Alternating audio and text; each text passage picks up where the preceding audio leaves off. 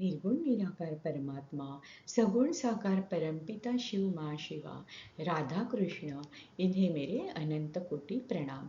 और जो दर्शक ये वीडियो सुन रहे हैं उन्हें भी मेरे प्रणाम। तो आइए देखते हैं आज की इस देवी भागवत की कथा में किस तरह से शिव और शक्ति से इस ब्रह्मांड की उत्पत्ति हुई। श्रीमद् देवी भागवत मतलब शिव शक्ति का ऐक्य है। शिव और शक्ति मिलकर इस ब्रह्मांड का निर्माण किस तरह से करते हैं, इसका चिंतन इस ग्रंथ में है। ब्रह्मा जो शुद्ध है, जो अद्वैत है, जब उसके मन में आता है मैं द्वैत हो जाऊं, तो ऐसा संकल्प होते ही त्रिगुणात्मक प्रकृति जो होती है वो ब्रह्म से अलग हो जाती है। प्रकृति मतलब स्त्री का रूप मानते हैं उसे, और ब्रह्म मतलब पुरुष।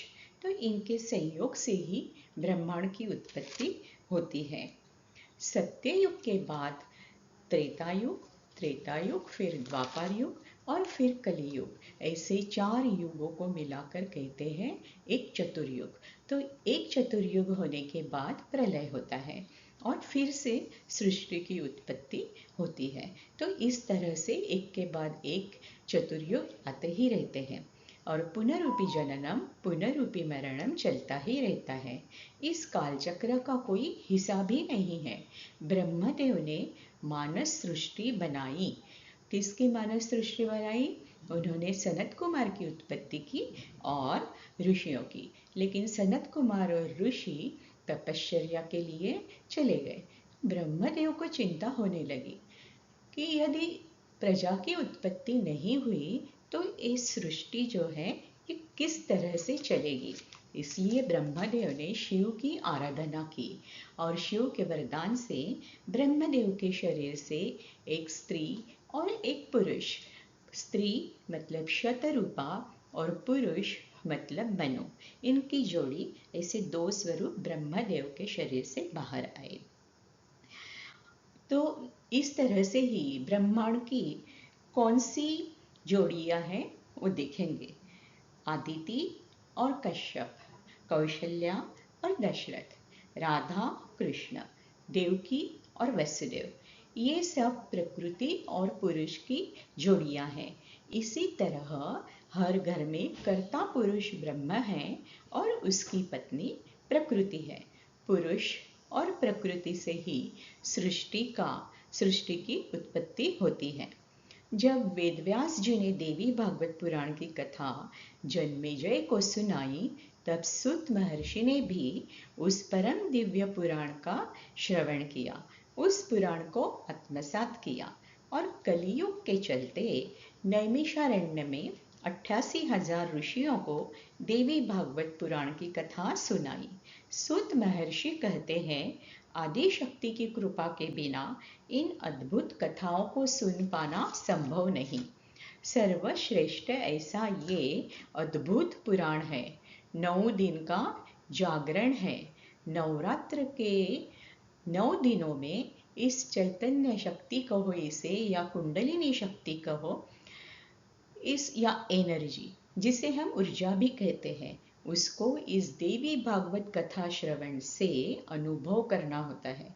88,000 महर्षि जो कथा सुन रहे थे, उन्होंने सुज्जी से पूछा, क्या कोई एक ऐसा देवता समर्थ नहीं जिसकी पूजा की जाए या उसी का नाम स्मरण किया जाए, जिसे भक्त भक्ति करके पा सके।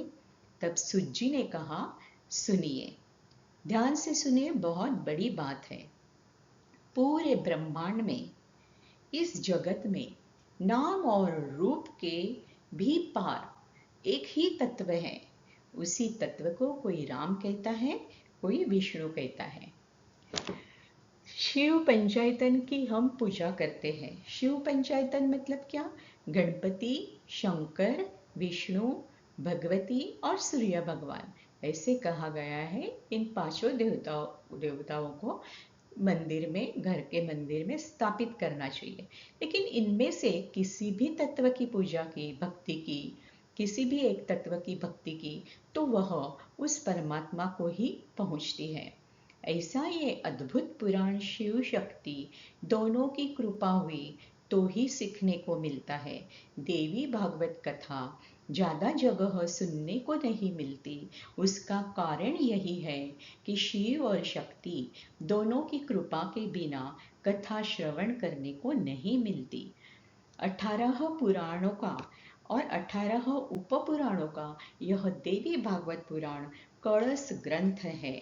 इस पुराण में एक आख्यान से अनेक उप आख्यान आते हैं। शीघ्र फल देने वाला यह पुराण है। हर एक युग में देव और दानवों के बीच में युद्ध हुआ। देवी ने सिर्फ देवों को ही नहीं, जो दानव देवी के भक्त थे उन्हें भी मदद की है। ऐसे अनेक उदाहरण पुराण में है। कलियुग के शुरुआत तक देवी ने देवों को और संतों को मदद की है।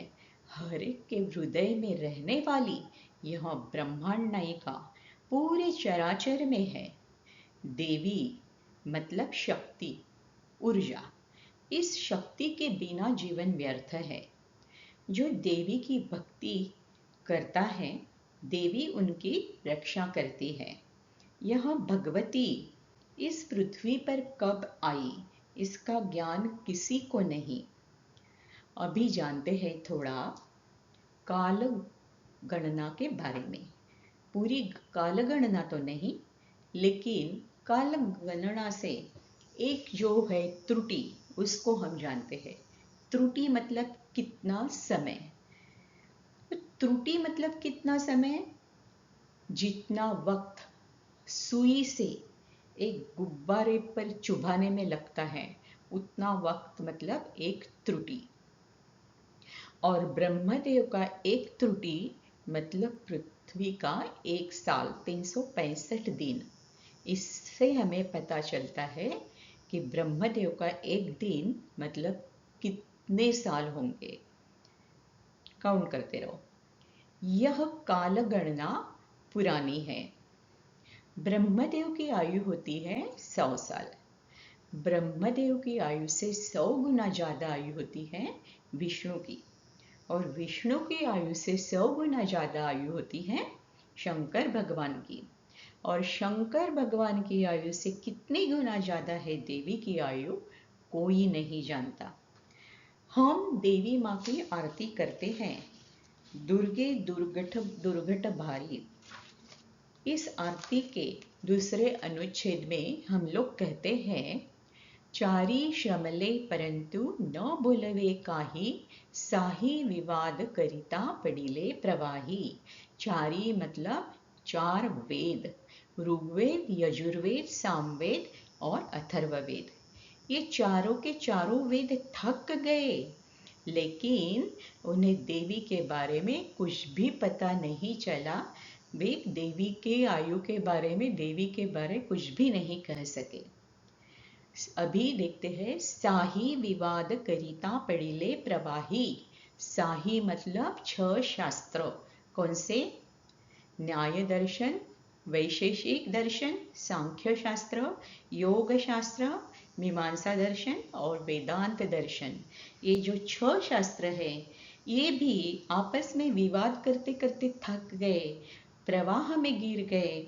लेकिन भगवती माँ इस धरा पर कब आई और माँ भगवती की आयु क्या है, यह कोई नहीं जानता।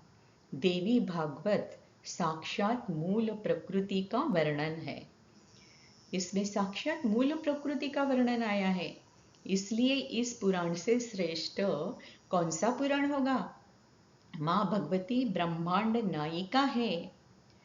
ज्ञानेश्वर माउली अमृतानुभव में कहते हैं, परमात्मा तत्व ही सृष्टि के निर्मिति के वक्त देव और देवी के रूप में प्रकट होता है। परमात्मा ही इस जगत के पिता है और माता है। वही परमात्मा ब्रह्मा विष्णु महेश में पिता के रूप में नजर आता है। वही तत्व विष्णु है, राम है। 33 प्रकार के देवों में वही तत्व है। इसी तत्व को सृष्टि की निर्मिति के वक्त जगदम्बा होना पड़ता है। परमात्मा विविध रूपों में है। ऐसे अनंत कोटि ब्रह्मांडों को निर्माण करने वाली देवी भगवती, इसे मेरे अनंत कोटि प्रणाम। धन्यवाद।